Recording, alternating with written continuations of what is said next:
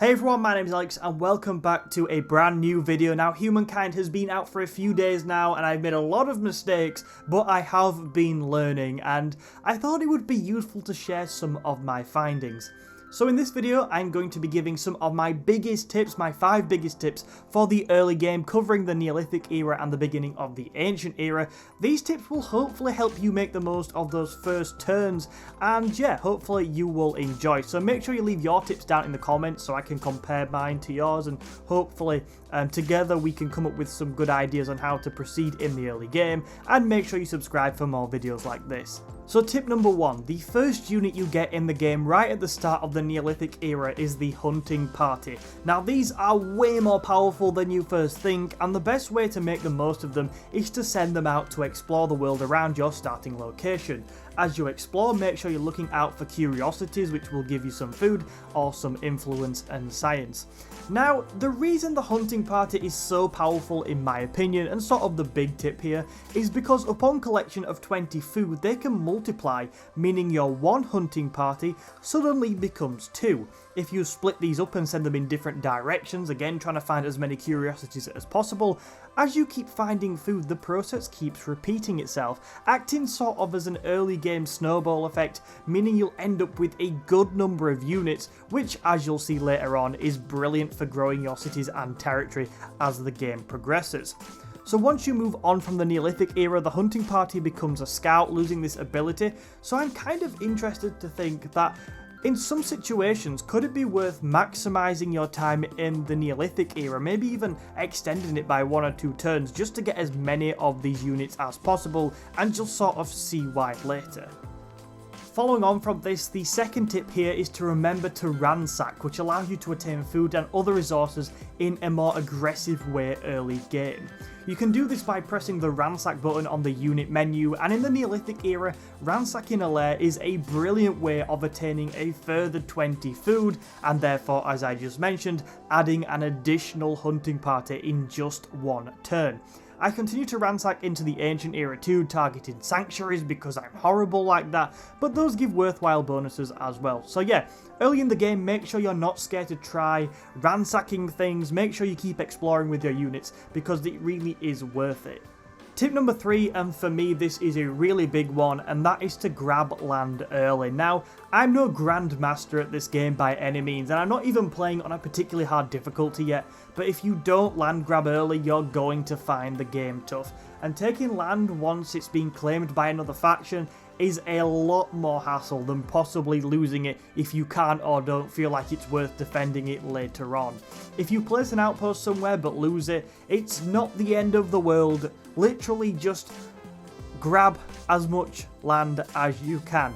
Now I try and get my first outpost down, which is free after you get your first 5 influence, as soon as possible in the Neolithic era, and then aggressively grab the surrounding territories as fast as I can, in some cases placing outposts antagonistically close to my neighbours before they grab it first. But yeah, be aggressive with your land grabbing. If you do lose a few outposts, it's not the end of the world.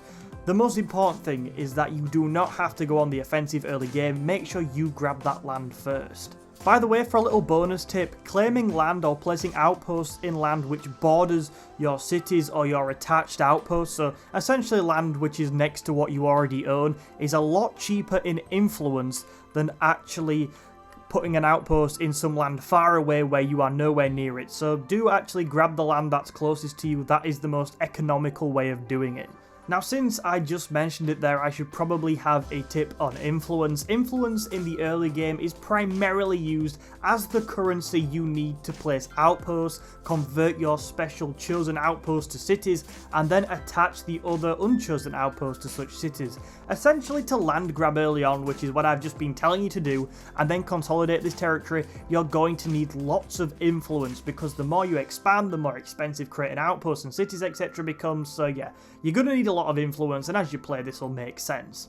So the best way to generate influence in the early game I found was to keep exploring the map for curiosities, which can give you nice bonuses to influence. Note that these curiosities, by the way, keep respawning throughout the early game, so just because you've explored a piece of land once doesn't necessarily mean a curiosity couldn't have spawned there since you moved on.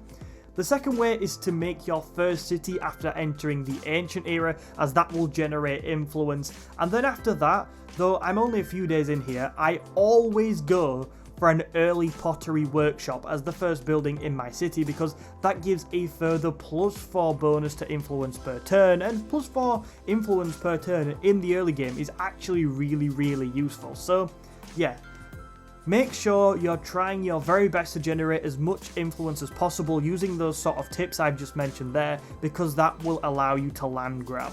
The final tip I have for you is to disband unnecessary units into your cities. You can access this once again through the unit menu, and this will give your city a further population which can be used to work and provide extra food or industry, which is essentially production to Civ fans, money or science. And you can manage these citizens on the city bar at the top of the screen once you click on a city. Hopefully there'll be something on screen now and you can see it and it'll be brilliant.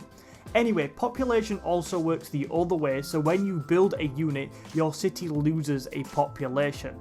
So this is important, one, because remember to disband units if you're not using them, because they will make your city's outputs better. But it's also important because remember back to when I said make the most of your hunting parties in the Neolithic era? Well, this is why. The more you can make the most of their ability to multiply in that era, the larger the population you have to play with when the ancient era rolls round and beyond.